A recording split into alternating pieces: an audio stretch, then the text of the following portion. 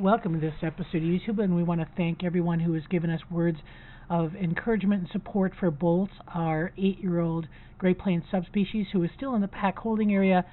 We did bring him out of the main exhibit on the 14th of September and conducted an MRI and a series of blood tests and urine tests, and have ruled out some potential issues, but still don't know what's causing his back leg instability, so hindquarters a little bit wobbly, having a hard time supporting himself.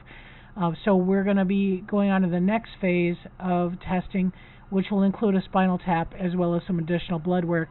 So throughout this process, we did have him, we initially started our treatment of antibiotics because that was the easiest and kind of least invasive if it was something that was related to a bacterial infection or even some other protozoa, tick infection, that kind of thing.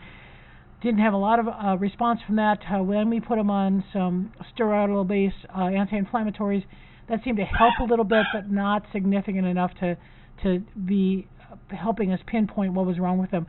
So in order to go to the next phase of a spinal tap, we did need to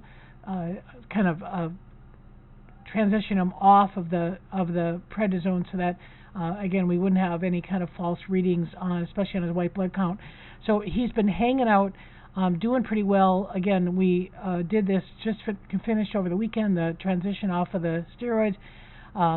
His attitude is good. His mental state is good, and as he does a lip curl there to the Ravens, he seems to be kind of, handling everything quite well.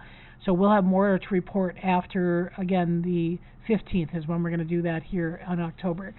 So for Grizzer, he's been doing okay. He had a little bit of an issue with the back leg, possibly an Achilles tendon. It was on his left leg this time. A couple of years ago, had an ACL tear on his right leg, and so at 16, we're always very, very concerned about mobility.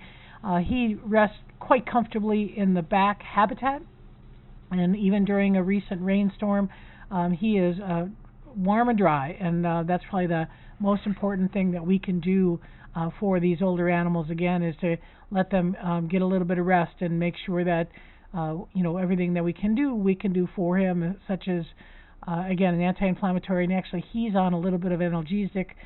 Pain response was a little bit more significant for Grizzer than it was for Bolts, and so we've added that a little bit to his morning diet. The exhibit pack is back in full color, and we hosted a wolf photography group this weekend who had the last remaining leaves on the trees. The wind picked up over the weekend, and pretty much we've lost most of our leaf cover here now, but you can see still a really nice glow late in the day and makes for some beautiful colors. So we've been starting to see a little bit of seasonal activity, a little bit of posturing, and interestingly enough, Grayson's been showing a little bit more kind of ability to guard and possess food, and not as readily available for food with Denali, but certainly he's been able to hold his own with Axel, and so I think that's a good encouragement that we're seeing for Grayson, who's been one of those more timid animals in the exhibit pack. Denali hanging in there. He's 12 and a half. He's moving a little slow, but we watched him today climb up in the pump housing with no problems. So we will always be wary of where his physical state is, and we're prepared to retire him if he needs to be. But at this point, he's a pack member in the pack, and active pack member in the pack, and so he's doing quite well. So we'll are monitoring how those three are getting along as the winter progresses. There is snow predicted in our future, so that will likely change activity here pretty quickly. So thanks for watching. We'll report on Bolts later on in the week.